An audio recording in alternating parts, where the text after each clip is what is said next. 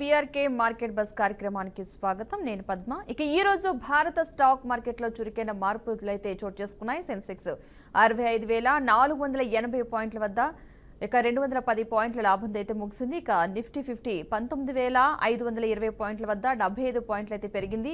ఇక bank Nifty కూడా బలంగా నిలిచి 44,150 పాయింట్లకైతే చేరింది. ముఖ్యంగా ఐటీ, బ్యాంకింగ్, ఆటో సెక్టార్ నుంచి లాభాలను చూపించగా ఫార్మా మరియు ఎఫ్ఎంసీజీ స్టాక్స్ కొద్దిగా ఒత్తిడిని అయితే ఎదుర్కొన్నాయి. మ్యూచువల్ ఫండ్స్ వైపు చూసినప్పుడు ఎస్ఐపి అయితే ఇన్వెస్ట్మెంట్స్ లో పెట్టుబడిదారులు మరింత ఆసక్తి అయితే చూపిస్తున్నారు. గత నెలలోనే సుమారు 15,200 కోట్లు ఎస్ఐపి ఇన్వెస్ట్మెంట్స్ నమోదయ్యాయి. ఇది పెట్టుబడిదారుల నమ్మకాన్ని అయితే సూచిస్తుంది. ఇక ఈ లాభ నష్టాల మధ్య పెట్టుబడిదారులు దీర్ఘకాల పెట్టుబడులే ప్రాధాన్యం ఇస్తున్నారు. నేటి ట్రెండ్స్ అనలిస్ట్ అభిప్రాయాలు అలాగే మీ పెట్టుబడులపై ఇవి చూపించే ప్రభావం గురించి కూడా మరింత సమాచారం అయితే అందించబోతున్నాం. ప్రెసిడెంట్ మనతో పాటు జూమ్లో జాయిన్ అవుతున్నారు పిఎఫ్ఈ మాలింపాటి ప్రభు గారు. ప్రభు గారు నమస్తే అండి. నమస్తే అండి. ఓకే, ఈ రోజు మార్కెట్స్ ఎలా ఉన్నాయనుకుంటు? మార్కెట్ అంటే లాస్ట్ వీక్ 3 days డౌన్ ఉన్నాయి కదా, దాదాపుగా 550 నుంచి 600 పాయింట్స్ డౌన్. సో దాని తర్వాత మనకి జీడిపి న్యూస్ బాగా వచ్చింది 7.8%. ఎందుకంటే జనరల్ గా లాస్ట్ క్వార్టర్ కంటే ఈ క్వార్టర్ బాగా వచ్చినట్టు కదా, అంటే ప్లస్ లాస్ట్ ఇయర్ ఈ క్వార్టర్ కంటే ఇంకా మెరుగైన ఇది వచ్చినట్టు 7.4 వచ్చింది FY26 కి Q1. ఇప్పుడు 7.8 అంటే మంచి వచ్చినట్టు. మామూలుగా అయితే మార్కెట్ ఇంకా పెరగాల. సో ట్రంప్స్ టెరిఫ్స్ ఉన్నాయి కాబట్టి కొంచెం ఇదిగా ఉంది. ప్లస్ జిఎస్టి మీటింగ్ స్టార్ట్ అయింది, దాన్ని కూడా ఇచ్చేశారు.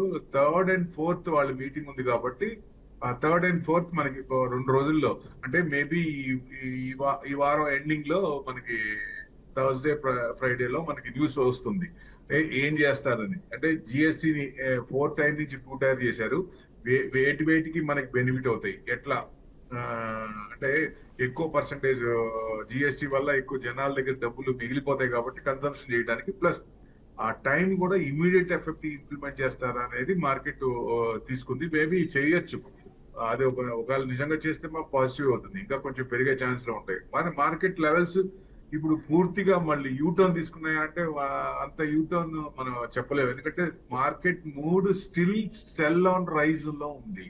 సో రైజ్ లో ఉంది కాబట్టి, ఎందుకంటే ఎఫ్ఐఎస్ నిన్న కూడా అమ్మారు, ఇంత పెరుగుతున్న ఎఫ్ఐఎస్ నిన్న కూడా అమ్మారు, అది మనం చూసుకోవాలి. వాళ్ళు కూడా టర్న్ అవ్వాలి కాబట్టి వాళ్ళు కూడా కొంచెం ఎప్పుడు ఇది అవుతారు అనేది. సో జనరల్ గా జీడిపి అంటే ఇట్స్ ఎ లాగ్ ఇండికేటర్, అంటే అయిపోయిన దాని గురించి ఇస్తారు కానీ it's not a lead indicator. అంటే ట్రంప్ ఇక నెక్స్ట్ 3 to 6 months లో ఏం చేస్తాడు అనేది ఇట్స్ $1 million క్వశ్చన్, కొత్త ఏం చేస్తారు అనేది. సో అట్లాంటివి ఇంకా ఉంటాయి కాబట్టి, సో ప్రస్తుతానికి అయితే మన పారామీటర్స్ అన్ని పాజిటివ్ గానే ఉన్నాయి, పెరుగుతూనే ఉన్నాయి. యుఎస్ కోర్టు కూడా వాళ్ళకి మొట్టికాయ పెట్టింది కదా, మళ్ళీ హైకోర్టుకి సుప్రీం కోర్టుకి వెళ్తానని కూడా చెప్పాడు ఆయన. సో వెళ్ళినా అక్కడ కూడా కొంచెం వెనక్కి తిరిగే ఛాన్సులు ఉంటాయి కాబట్టి ట్రంప్ ట్రెమర్స్ పూర్తిగా పోయిందా అంటే ప్రస్తుతానికి దానికి డైల్యూట్ అయిపోతున్నట్టే కనిపిస్తోంది. పూర్తిగా అని చెప్పలేం కానీ సో ఎవాపరేట్ అయిపోతేనే దాని ఎఫెక్ట్ అనేది ఇంకా పెద్ద ఉండకపోవచ్చు. ఆ ఇష్యూ అనేది ఇదైపోయింది అనుకోవచ్చు ఒక రకంగా. సో ట్రంప్ టెరఫ్స్ అనేది కొత్త ఏమైనా తీసుకొస్తే తప్ప కొత్త మళ్ళీ, ఎందుకంటే ఐఆర్సీ ఫామ్ అవుతున్నప్పుడు ఆయనకి వెన్నుపూసలో వెనుకొస్తుంది ఎట్టి పరిస్థితుల్లో. ఎందుకంటే వీళ్ళు కనుక కొత్త కరెన్సీ తీసుకొస్తే డెఫినెట్ గా వాళ్ళని డాలర్ డ్రీమ్స్ అనేది కనపడవు ఫ్యూచర్ లో. ఎందుకంటే ఇప్పుడు అందరూ యుఎస్ కి పరిగెట్టి యుఎస్ లో జాబ్ చేయాలి, అక్కడ ఎక్కువ సంపాదించుకోవాలనేది అంత ఫ్యూచర్ లో అంత కనకపోవచ్చు డాలర్ డ్రీమ్. ఎందుకంటే వాళ్ళకి వచ్చే బెనిఫిట్స్ అనేది తగ్గిపోతున్నప్పుడు అక్కడ పెద్ద లైఫ్ స్టైల్ పెద్ద ఇది ఉంటుంది కదా. సో అందుకని ఇప్పుడు కొన్ని కంపెనీస్, ఐటీ కంపెనీలు కూడా ఏం చేస్తున్నాయి, డైరెక్ట్ గా ఇండియాకి వచ్చి ఇండియాలో పెడుతున్నాయి. ఇది ఫారెన్ కంపెనీసే. సో వాళ్ళు ఏంటంటే తక్కువ శాలరీస్ లో చేస్తారు. మన వాళ్ళు అక్కడికి వెళ్ళినప్పుడు అక్కడ ఎక్కువ ఇవ్వాలి, సో డాలర్ లో ఇవ్వాలి. ఇక్కడికి వచ్చినప్పుడు రూపీలో తక్కువ వస్తుంది కాబట్టి డైరెక్ట్ గా కొన్ని కంపెనీస్ ఇక్కడికి వచ్చి ఓపెన్ చేసి ఇక్కడ నుంచి రిక్రూట్మెంట్ చేసుకుంటున్నాయి. ఎన్విడియా కూడా అంతే. చైనా ఎన్విడియా ఇప్పుడు హైదరాబాద్, చెన్నై, బెంగళూరు ఈ 3 చోట్ల దాదాపు ఒక 10,000 మందిని తీసుకుంటారట ఎవ్రీ ఇయర్. సో అంటే ఈ ఒక్కొక్క ప్లేస్ చెప్పున సో ఎక్కువ జాబ్స్ వస్తాయి. అంటే మన మార్కెట్ ఇక పూర్తిగా యూటర్న్ అయిందా అంటే ఇంకా కొంచెం 24,800 అబోవ్ ఇవాళ క్లోజ్ అయితే మనకు కొంచెం పాజిటివ్ వస్తుంది. ఇవాళ 24,800 అబోవ్ క్లోజ్ అవ్వాలి ఎట్టి పరిస్థితిలో.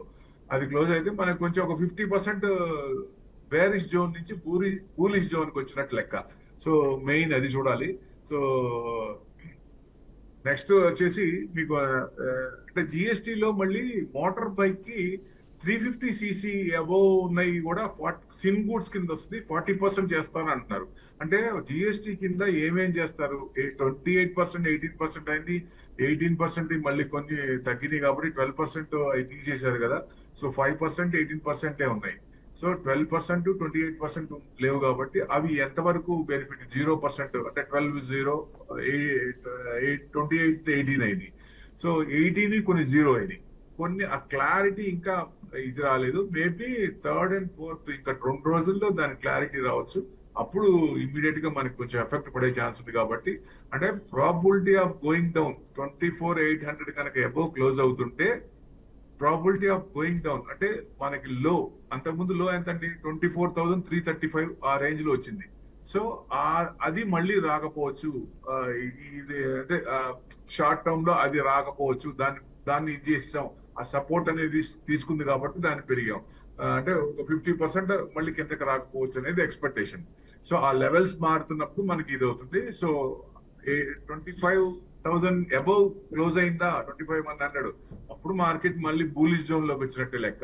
సో 2500 క్లోజ్ అయిందంటే నెక్స్ట్ మళ్ళీ చిన్నగా మధ్యలో సపోర్ట్ ఏదైనా పారామీటర్స్ తీసుకుంటూ ఆల్ టైమ్ హై దివాళీ లోపల రావాలి. వస్తుందా అంటే వచ్చే ఛాన్స్ అంటే చిన్నగా ఆశ మళ్ళీ చిగురిస్తున్నట్టు అనిపిస్తుంది. మొన్నటిదాకా మళ్ళీ డౌట్ ఉండే కదా, ఇప్పుడు వస్తుంది, వచ్చే ఛాన్స్ కొంచెం భరోసా వస్తుంది. సో డెఫినెట్ గా మన దివాళీ లోపల ఆల్ టైమ్ హై వస్తే మార్కెట్ మళ్ళీ 26,300 క్రాస్ అయిందా డిసెంబర్ లోపలే 30,000 వెళ్ళే ఛాన్సులు కూడా కనపడుతున్నాయి. సో ప్రొవైడెడ్, ఎందుకంటే జపాన్ నుంచి పాజిటివ్ న్యూస్ వస్తుంది, చైనా నుంచి కూడా వాళ్ళ అవుట్పుట్ మనకి క్లారిటీ వస్తే, ఎందుకంటే మనకంటే ఆయనే తొందరగా ఉన్నారు, జిన్పిన్నే తొందరగా మనతో డీల్ కుదుర్చుకోవడానికి. సో డెఫినెట్ గా అది పాజిటివ్ ఇదే.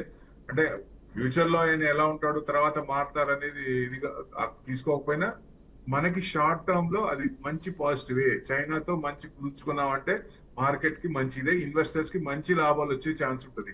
ఎందుకంటే యుఎస్ తో కూడా ఒక రకంగా పెట్టుకోకూడదు, వాళ్ళతో కూడా డీల్ కుదుర్చుకోవాలి. వాళ్ళని కూడా కుదుర్చుకుంటేనే బెస్ట్. ఎందుకంటే వాళ్ళు కూడా మన ఎక్స్పోర్ట్స్ వెళ్తే సర్ప్లస్ అవుతుంది, కానీ ట్రేడ్ డెఫిసిట్ లేదు మనకి, వాళ్ళ సర్ప్లస్ ఉంది. వాళ్ళు ఇబ్బంది పడాలి కానీ మనం ఇబ్బంది పడాల్సిన పని లేదు. సో అందుకే ఆయన ట్యాక్స్ వేసుకొని బ్యాలెన్స్ చేస్తాం అనుకుంటున్నాడు. చెప్పండి. ఓకే, ఒక కాలర్ తీసుకుని కంటిన్యూ చేద్దాం. వైజాగ్ నుంచి రాజేష్ గారు నమస్తే అండి. నమస్తే మేడం, మాట్లాడండి పరపు గారితో. సార్ ఇది బిర్లా కార్పొరేషన్ సార్, నా దగ్గర ఉన్నాయి 1450 ఆ రేంజ్ లో తీసుకున్నాము. అంటే ఇప్పుడు పెరుగుతుంది, అంటే వెయిట్ చేయొచ్చు దాని గురించి ఎట్లా? 1450 తీసుకున్నారు, 1306, 2.5% పెరిగింది. ఇది బిర్లా కార్పొరేషన్ పడినప్పుడు బాగా పడుతుంది, పెరిగినప్పుడు కూడా అంతే.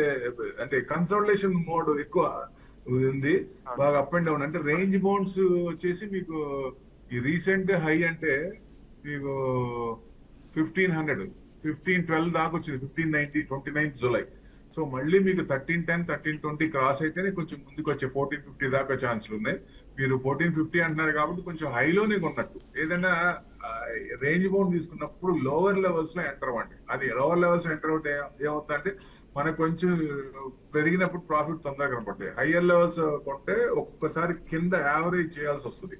సో అది మెయిన్. ఇప్పుడు బ్రేక్అవుట్ అవడానికి 1350 క్రాస్ అవుతున్నప్పుడు అప్పుడు మళ్ళీ ఫ్రెష్ బయింగ్ గా యావరేజ్ అక్కడ తీసుకోవచ్చు. బట్ డౌన్ అవుతున్నప్పుడు మటుకు యావరేజ్ 15 to 20% ఉన్నప్పుడు యావరేజ్ చేయొచ్చు.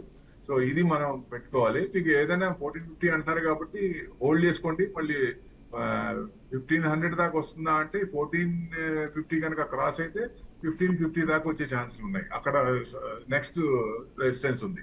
సో ఈ లెవెల్స్ మనం మనసులో పెట్టుకొని అది ఎప్పుడు, ఎందుకంటే కరెక్ట్ గా పాయింట్ ఇక్కడికి వస్తుంది, అప్పుడు యూటర్న్ అవుతుంది, ఇక్కడికి వచ్చి మళ్ళీ తిరుగుతుందని. ఎందుకంటే ఆర్డర్స్ కొన్ని ఉంటాయి, సపోర్ట్ లెవెల్స్, రెసిస్టెన్స్ లెవెల్స్. ఒక్కొక్కసారి సపోర్ట్ లెవెల్స్ సపోర్టే రెసిస్టెన్స్ అవుతుంది, మళ్ళీ పెరుగుతూనే ఉంటది. అది మనం వెళ్తున్న కొద్దీ ఆ స్క్రిప్ట్ లో గమనిస్తూ అక్కడ ఎగ్జిట్ అవ్వాలా లేదా. ఇప్పుడైతే మీరు 1450 దాకా వచ్చే ఛాన్స్ ఉంది కాబట్టి హోల్డ్ చేయండి. రైట్, మరొక కాల్ తీసుకుందాం. వైజాగ్ నుంచి భాస్కర్ గారు నమస్తే అండి. హలో భాస్కర్ గారు, మీ వాయిస్ అయితే రావట్లేదండి. ఇంకేస్ వీలైతే మరొకసారి ట్రై చేయండి. భాస్కర్ గారు, హలో హలో భాస్కర్ గారు, నమస్తే అండి, మాట్లాడండి. హలో, మీరు టీవీ చూస్తూ మాట్లాడద్దు, టీవీ సౌండ్ తగ్గించి డైరెక్ట్ మాట్లాడండి. అమ్మా వినిపిస్తుందా? చెప్పండి. హలో, టీవీ మ్యూట్ చేయండి. హలో వినిపిస్తుందండి? వినిపిస్తుంది, చెప్పండి చెప్పండి. టీవీ మ్యూట్ చేయమనండి. టీవీ చూస్తూ కాల్ మాట్లాడితే మీకు సరిగ్గా సమాధానం చెప్పడానికి ఉండదండి. టీవీ సౌండ్ తగ్గించేసి డైరెక్ట్ మీరు ఫోన్ కాల్లో మాట్లాడితేనే మీరు అడిగే ప్రశ్నకి సమాధానం చెప్పడానికి ఉంటుంది. రైట్ రైట్ ఓకేనండి. ఈ ప్రభు గారు, ఎఫ్ఐఏ డిఐఏ పెట్టుబడిదారులు ఏ విధంగా ఉండే పెట్టుబడులు అనుకోవచ్చు ఇప్పుడు? ఇప్పుడు వాళ్ళు కంటిన్యూస్ గా అమ్ముతూనే ఉన్నారు. ఇప్పుడు బలబలాలు ఇక్కడే ఉంటాయి. ఇప్పుడు డిఐఎస్ కంటిన్యూస్ గా కొంటూనే ఉంది. వాళ్ళు అమ్మిన దానికి డబుల్ ట్రిపుల్ కొంటూనే ఉన్నారు. సో ఈ ఎఫ్ఐఐస్ ఇంకా అమ్ముతారా? ఇంకా అమ్ముతున్నప్పుడు డిఐఎస్ కొంటారా? అంటే ఎవరు నిలబడతారు మెయిన్ కంటిన్యూస్ గా? ఇంకా ఎందుకంటే ఎక్కడో ఒక చోట ఎవాపరేట్ లెవెల్స్ వస్తుంటాయి. లేదా డిఐఎస్ కి అమ్మడానికి, ఎఫ్ఐఎస్ కి అమ్మడానికి లేకుండా కొంచెం చిన్న పొజిషన్స్ ఉన్నాయి. ఎందుకంటే 95% దాకా వాళ్ళ షార్ట్ పొజిషన్స్ ఎక్రూడ్ అయినాయి. మార్కెట్ తిరిగినప్పుడు కొంచెం మంచిగా పెరిగే ఛాన్సులు ఎక్కువ ఉంటాయి. న్యూస్ వచ్చి వాళ్ళు ఏంటంటే వాళ్ళని కూల్ అవ్వాలి, వాళ్ళు కూల్ అయ్యి మార్కెట్ తిరగాలి. సో డిఐస్ ఎంతవరకు ఇంకా పూలప్ చేయగలరు, ఎంతవరకు ఇంకా మంగళగిరిలో పానకాల స్వామి పోసినట్టు ఇంకా ఎంత పోస్తారు అనేది ముఖ్యం కూల్ అవడానికి అన్నట్టు. సో వాళ్ళు ఎప్పుడు కూల్ అవుతారు ఎఫ్ఐఎస్ అనేదే ముఖ్యం. సో వాళ్ళు కూల్ అవుతున్నప్పుడు యూటర్న్ తీసుకున్నప్పుడు మార్కెట్ ఆగదు అసలు. మెయిన్ వాళ్ళు వరదల్లాగా వస్తాయి వాళ్ళ అమౌంట్స్ వచ్చినప్పుడు. సో మన గవర్నమెంట్ కూడా అది వద్దనుకోకూడదు. సో వాళ్ళని ఎక్కువ వాళ్ళకి ఏం కావాలో చూసి దాని ప్రకారం చేస్తే మంచిదని ఉద్దేశం. సో ఎప్పుడో చోట ఒక ఎండ్ కార్డ్ పడుతుంది, ఎక్కడో చోట వాళ్ళు మనసు మార్చుకొని మళ్ళీ ఈక్విటీకి టర్న్ అయ్యే అవకాశాలు ఉంటాయి. కాబట్టి డిఐస్ అప్పటిదాకా సపోర్ట్ చేస్తే మార్కెట్ ఉంటా ఉంటే వాళ్ళు ఏదంటే నిన్న కూడా 1000 అబోవ్ క్రోర్స్ అమ్మారు వాళ్ళు. దాని మీద మంచిగానే డిఐస్ కూడా కొన్నారు. వాళ్ళు అమ్మిన దానికి 3 times 4 times కొంటూనే ఉన్నారు. సో మార్కెట్ అసలు ఇంత పడకపోవటానికి కూడా కారణం అదే, డిఐఎస్ఏ నిలబెట్టినట్టు ఒక రకంగా. మీరు అన్నట్టు ఎస్ఐపిలో 26,000 కోట్లు అండి, 26,000 అబోవ్ క్రోర్స్ పర్ మంత్. దీనివల్ల మ్యూచువల్ ఫండ్స్ దగ్గర 1% 2% క్యాష్ ఉండేది, ఇప్పుడు 5 to 10% క్యాష్ ఉంటుంది. అందుకనే మార్కెట్ పడినప్పుడల్లా మీరు ఒక రోజు చూసాం 200 300 పడితే మళ్ళీ అక్కడి నుంచి +200 అంటే దాదాపు -200 +200 అంటే 400 పాయింట్స్ పెరిగినట్టు లెక్క. సో ఆ లెక్కన మార్కెట్ పెరుగుతుందంటే కేవలం రిటైల్ ఇన్వెస్టర్స్ డిఐఎస్ మార్కెట్ నిలబెడతారు అనుకోవచ్చు ఒక రకంగా. స్ట్రాంగ్ సపోర్ట్ వాళ్ళ నుంచి, ఎందుకంటే క్యాష్ లివరేజెస్ పెరిగినాయి కాబట్టి. సో క్యాష్ అనేది మ్యూచువల్ ఫండ్స్ లో ఉన్నాయి కాబట్టి వాళ్ళకి నచ్చిన స్క్రిప్ట్స్ ఫండమెంటల్స్ ఉన్నాయి. ఎఫ్ఐఐస్ ఎంటర్ అయిన స్క్రిప్ట్స్ అలాంటి సెలెక్ట్ చేసుకొని వాటిల్లో ఫండమెంటల్స్ ఉన్నాయి. Prices will differ. Lower levels వచ్చినప్పుడు ఎంటర్ అవుతా ఉన్నారు. ఇది మిడ్ అండ్ స్మాల్ క్యాప్. అదే వాళ్ళు అమ్ముతుంది ఏంటి, లార్జ్ క్యాప్స్. అందుకని మార్కెట్ కొంచెం డౌన్ సైడ్ ఇదే ఉంది, కన్సాలిడేషన్ డౌన్ సైడ్ ఉంది అనుకోవచ్చు ఒక రకంగా. 24,500 to 25,100 200 అదే రేంజ్ లో నడుస్తుంది కదా దాదాపు 2 months 3 months నుంచి. సో ఆ లెవెల్స్ అనేది కట్ అవ్వట్లేదు. లెవెల్స్ కట్ అవ్వాలంటే సంథింగ్ స్ట్రాంగ్ పాయింట్ రావాలి. జిఎస్టీ న్యూస్ అంటే జిఎస్టీ కొంచెం 50% డిస్కౌంట్ అయిపోయింది కాబట్టి ఇంకా వేటి మీద బెనిఫిట్ వస్తే క్లారిటీ వచ్చిన తర్వాత కొంచెం ఉంటుంది. ఇంకా సమ్ గ్రేటర్ న్యూస్ మంచిగా వస్తే వార్స్ అనేది ఆగిపోతూ ట్రెమర్స్ అనేది తగ్గిపోతే, టరిఫ్ ట్రెమర్స్ తగ్గిపోతే డెఫినెట్ గా మార్కెట్ శుభసూచకమే అనుకోవచ్చు. యుఎస్ తోనే మనకి మెయిన్ ఇప్పుడు వాళ్ళతో డీల్ కుదరాల. సో డెఫినెట్ గా ఒక 2 days లో జిఎస్టీ న్యూస్ ఎలా వస్తుందో వార్స్ కూడా అట్లా ఆగిపోయినాయి, ప్లస్ ట్రెమర్స్ కూడా న్యూస్ వస్తే బాగానే ఉంటుందని ఉద్దేశం. ఓకే, మరొక కాలర్ నా తీసుకుందాం. గుంటూరు నుంచి సత్య గారు, నమస్తే అండి. హలో, నమస్తే అండి సత్య గారు, మాట్లాడండి ప్రభు గారితో. హలో, వినపడుతుంది, చెప్పండి. హలో హలో హలో మాట్లాడండి సార్ మేము బిహెచ్ఎల్ 280లో తీసుకున్నామండి. బిహెచ్ఎల్ 280లో బై చేసాం సార్. 215 ఉంది ఇప్పుడు, 1.2%.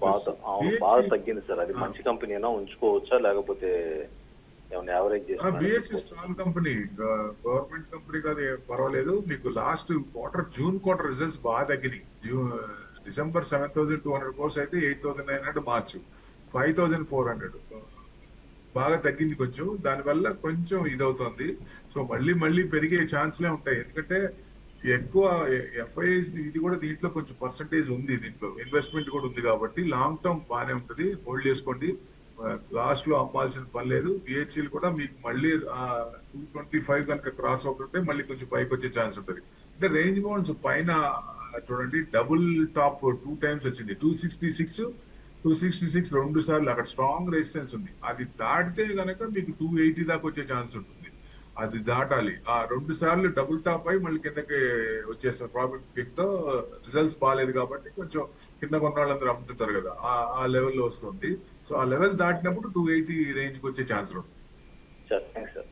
Okay, right. మరొక కాల్ ఉన్నారు, తీసుకుందాం. హైదరాబాద్ నుంచి ఐశ్వర్య గారు నమస్తే అండి. నమస్తే అండి, మాట్లాడండి ప్రభు గారితో.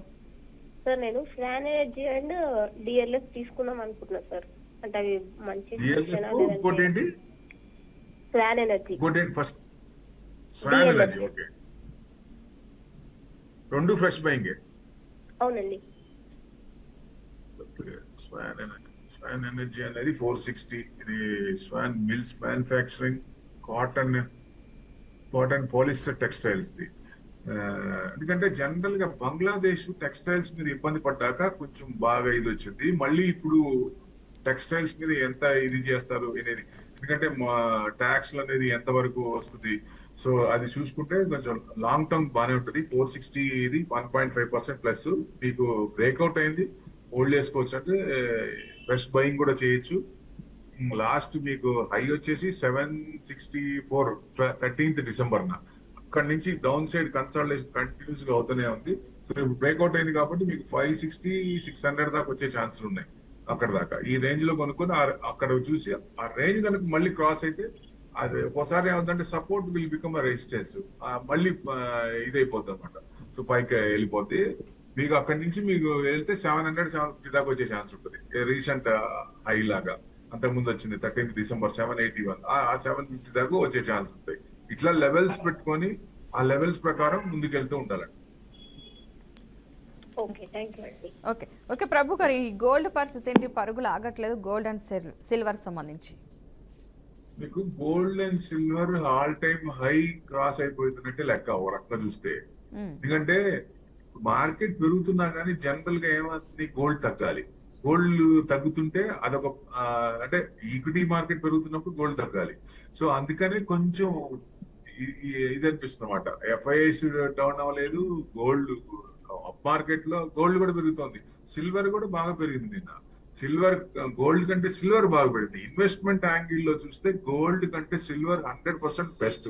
లాంగ్ టర్మ్ నెక్స్ట్ 5 years అని టార్గెట్ పెట్టుకుంటే మీకు సిల్వర్ దాదాపుగా 2 lakhs వరకు వచ్చే అవకాశాలు కనపడుతున్నాయి. ఎందుకంటే కన్జంప్షన్ ఎక్కువ అవుతుంది. ఇండస్ట్రియల్ కన్జంప్షన్ అంటే జనరల్ కన్జంప్షన్ తక్కువ. ఎందుకంటే ఇప్పుడు ఏదైనా పూజ సామాన్ దగ్గర వాటికే సిల్వర్ వాడేవాళ్ళు. తర్వాత ఇప్పుడు అన్ని చోట్ల సిల్వర్ అనేది గోల్డ్ బాగా రేట్ పెరిగింది కాబట్టి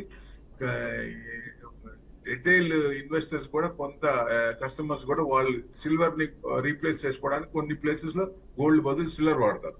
ఎప్పుడైతే అంత రేట్ పెరిగిందో కొనలేరు కదా. సో గోల్డ్ అనేది హైలో ఉంది కాబట్టి ఇక్కడ హైలో కొంచెం ఏదైనా ప్రాఫిట్ రావచ్చు. అంటే ఈ మార్కెట్ కనుక భరోసా ఇచ్చి పెరుగుతుంది అనుకున్నప్పుడు గోల్డ్ కొంచెం తగ్గే ఛాన్స్ ఉంటుంది. హై టచ్ అయ్యి వెనక్కి వచ్చింది అనుకున్నాం, హై టచ్ అయింది. సో వెనక్కి వచ్చే మూవ్మెంట్స్ ఇంకా కనపడాలి. సో కనపడాలంటే మన ఈక్విటీ మార్కెట్ కి పారామీటర్స్ పాజిటివ్ వైబ్స్ రావాలంటే జిఎస్టీ ఆర్ ట్రమర్స్ కానీ లేదా సమ్ అదర్ న్యూస్, ఏదైనా కొత్త న్యూస్ పాజిటివ్ న్యూస్ వస్తే డెఫినెట్ గా మార్కెట్ ప్లస్ వస్తే గోల్డ్ కొంచెం తగ్గే ఛాన్స్ ఉంటుంది. మళ్ళీ ఇప్పుడు 90,000 95,000 ఆ రేంజ్ కి రావచ్చు. సో అట్లా సిల్వర్ మటుకు పెద్ద పడకపోయినా 1 step బ్యాక్వర్డ్ 2 steps ఫార్వర్డ్ అన్నట్టు ఉంది సిల్వర్. సో కన్జంప్షన్ పెరుగుతుంది, ఇండస్ట్రియల్ యూసేజ్ బాగా పెరుగుతుంది కాబట్టి ఎక్కువ. ఇప్పుడు షిప్స్ కూడా పెద్ద షిప్స్ ఒడ్డుకు వస్తాయి, బయటికి రావు కదా, మరీ నేల మీదకి రావు కదా, వాటర్ లోనే ఉంటాయి.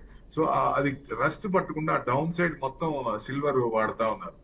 ఫర్నేస్ లో కానీ కోటింగ్ సిల్వర్ ఇది చేస్తున్నారు. అట్లా యూసేజ్ ఇండస్ట్రియల్ యూసేజ్ బాగా పెరిగింది, అందుకని డిమాండ్ పెరుగుతుంది. అంటే ప్రొడక్షన్ తక్కువ ఉంది, డిమాండ్ ఏమో ఎక్కువ ఉంది.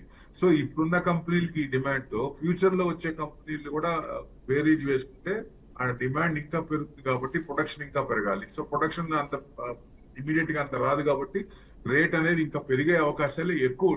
ఇన్వెస్ట్మెంట్ పర్పస్ గా చూస్తే గోల్డ్ కంటే సిల్వర్ 100% నయం అనిపిస్తోంది చూస్తే, మూవ్మెంట్ చూస్తే. సో గోల్డ్ అనేది పెద్ద విపరీతంగా విపరీతంగా పెరగదనుకుంటే ఆల్ టైమ్ హై 1,06,000 దాకా వచ్చేసినట్టే లెక్క. సో ఇక్కడ నుంచి ప్రాఫిట్ బుకింగ్ వస్తుందా అంటే ఛాన్సెస్ ఆర్ దేర్. సో ఎందుకంటే చైనా కూడా బాగా ఎక్రూడ్ చేసింది, మోర్ దెన్ 2,500 మెట్రిక్ టన్స్ ఎక్కువ చేసింది. వాళ్ళు కనుక ప్రాఫిట్ బుక్ చేస్తే బాగా పడే ఛాన్సులు ఉంటాయి. సో అన్ని కంట్రీస్ కూడా మనకి ఆర్బీఐ లాగా సెంట్రల్ బ్యాంక్స్ మొత్తం all over the world gold ని బాగా ఎక్కువ చేస్తున్నాయి. సో వాళ్ళు మొత్తం ఏదన్నా వాళ్ళకి ఆపద వచ్చినప్పుడు బుక్ చేసుకుంటారు కాబట్టి దానికోసం ఏదన్నా ఉంటుందా అనేది వాళ్ళు అమ్ముతుంటే తగ్గుతుంది. ఈక్విటీ మార్కెట్ పెరుగుతుందంటే గోల్డ్ కొంచెం తగ్గే ఛాన్స్లే కనపడతాయి. ఓకే రైట్, మరొక కాలర్ తీసుకుందాం హైదరాబాద్ నుంచి అశోక్. అశోక్ గారు నమస్తే అండి. నమస్తే సార్. మాట్లాడండి ప్రభు గారితో. సార్ ఇప్పుడు ఇది మన దీంట్లో ఇన్ఫ్రాలో కానీ ఐటీలో కానీ ఇన్వెస్ట్మెంట్ చేసి అంటారా సార్? అంటే పడుతున్నాయి కదా బాగా.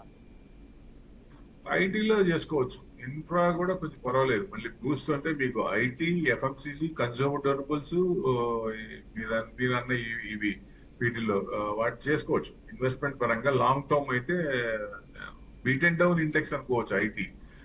ఇన్ఫ్రా కూడా కొంచెం పర్వాలేదు కదా, తగ్గింది కదా కొంచెం, అది కూడా ఇది చేసుకోవచ్చు. బాగా పడిందంటే ఐటీ అండ్ బ్యాంకింగ్ పడ్డాయి ఈ రీసెంట్ గా. సో మార్కెట్ బాగా పెరగాలంటే ఫస్ట్ లేవాల్సింది ఈ రెండే సపోర్ట్ చేస్తాయి. ఈ రెండు సపోర్ట్ చేసినట్టే మీకు ఆటోమేటిక్ గా మార్కెట్ ఇంకా పెరిగే ఛాన్స్లే కనపడతాయి. Main banking stocks, IT index.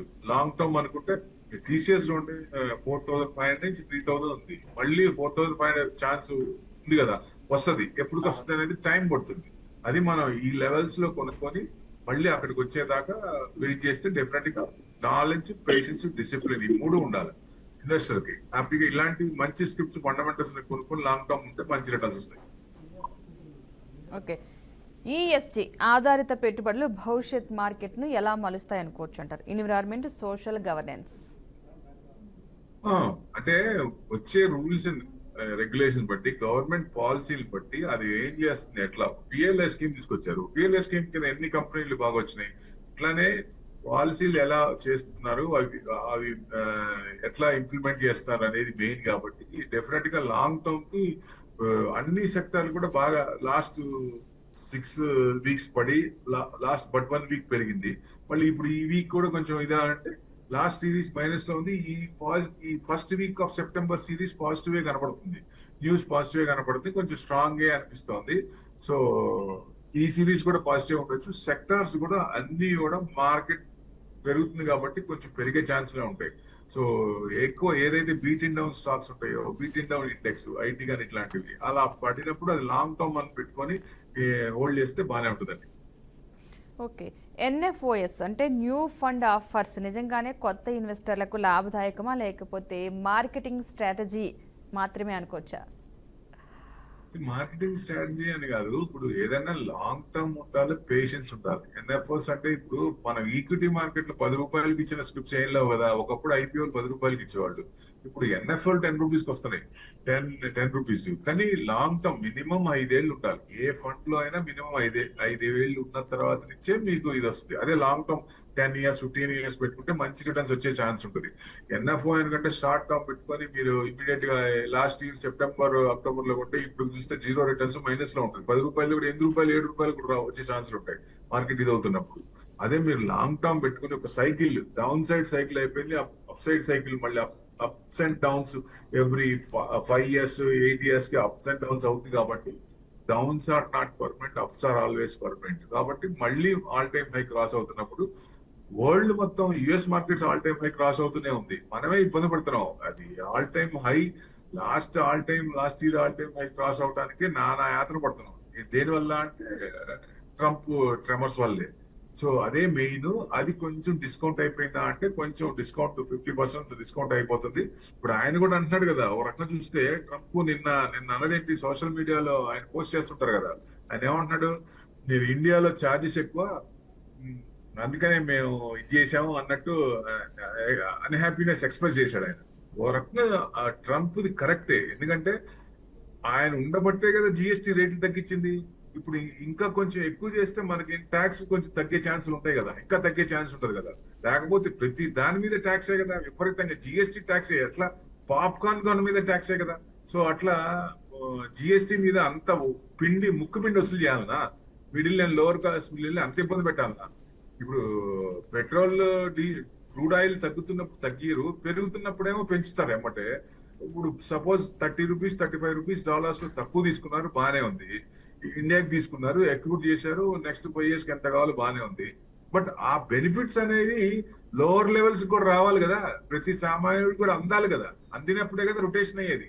మీరేమో 4 స్టెప్లు ముందేసి జిఎస్టీనేమో 28% చేసి ఇప్పుడు తగ్గిస్తాం 18% అంటే మళ్ళీ గుడ్లో మెల్ల అనుకోవాలనా?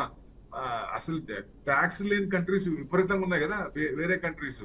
ట్యాక్స్లు ఎక్కువ ఉన్న కంట్రీస్ కూడా ఉన్నాయి. వాళ్ళు ఎందుకు చేస్తున్నారంటే ఏజ్ వచ్చినప్పుడు వాళ్ళకి మెడికల్ కానీ ఇవన్నీ ఫ్రీగా ఉంటాయి.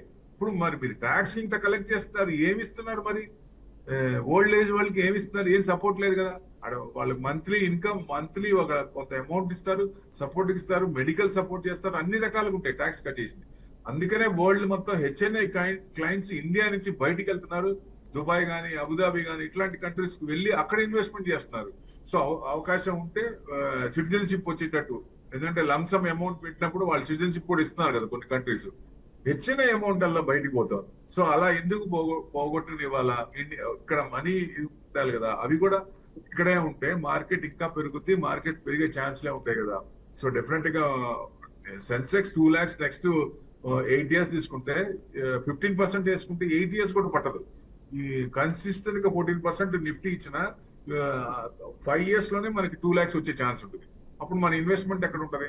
సో హ్యాపీగా మన గ్లోబల్ నెగిటివ్స్ ఉన్న ఇన్స్టెంట్ గా మనకి ఇది షార్ట్ కిందకు వచ్చిన లాంగ్ టర్మ్ లో బానే ఉంటుంది. లాంగ్ టర్మ్ ఇండియాలోనే ఇన్వెస్ట్మెంట్ చేస్తే ఎవరికైనా ఎక్కువ రిటర్న్స్ వచ్చే అవకాశాలు ఉంటాయి. సో మెయిన్ కొన్ని ఏమున్నాయో అది తిరగాలి. ఎఫ్ఐఎస్ యూటర్న్ తీసుకుంటే మంచిది, అప్పటి నుంచి మార్కెట్ బాగుంటుంది. సో మిగతా అన్ని పాజిటివ్ ఉన్నాయి మనకి. జిఎస్టీ కానీ ఇన్ఫ్లేషన్ కానీ టోటల్ ఏది చూసినా అన్ని పారామీటర్స్ అనుకున్న దానికంటే, ఆర్బీఐ అనుకున్న దానికంటే ఇన్ఫ్లేషన్ తక్కువలోనే ఉంది. సో ఇంట్రెస్ట్ రేట్ తగ్గుతాయి రేపు. Next coming RBI meeting October లో ఉంది. అక్టోబర్ లో మనకి ఇంట్రెస్ట్ రేట్ డ్యామ్స్ తగ్గుతాయి. తగ్గినప్పుడు ఐటీ కంపెనీస్ పెరిగే ఛాన్స్లే ఉంటాయి. ఓకే రైట్, థ్యాంక్ యూ అండి ప్రభు గారు, మంచి వివరణ.